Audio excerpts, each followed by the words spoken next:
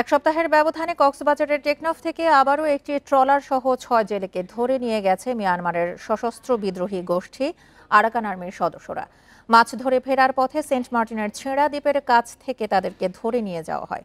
টেকনাফ কায়ুকখালী ঘাট বোট মালিক সমিতির সভাপতি সাজেদ আহমেদ বলেন, সাগরে মাছ শিকার শেষে মঙ্গলবার টেকনাফ ফিরছিলেন জেলেরা।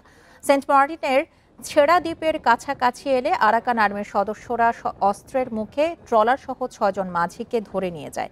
বিষয়টি আইনশৃঙ্খলা বাহিনীকে জানানো হয়েছে বলেন টেকনাফ উপজেলা নির্বাহী কর্মকর্তা শেখ এহসান উদ্দিন। এর আগে গত বুধবার সেন্ট মার্টিনের দক্ষিণে বঙ্গোপসাগরে মাছ ধরতে যাওয়া দুটি ট্রলার সহ ১৩ জেলেকে ধরে নিয়ে যায় গোষ্ঠী আরাকান আর্মির সদস্যরা। এখনও তাদের খোঁজ মেলেনি।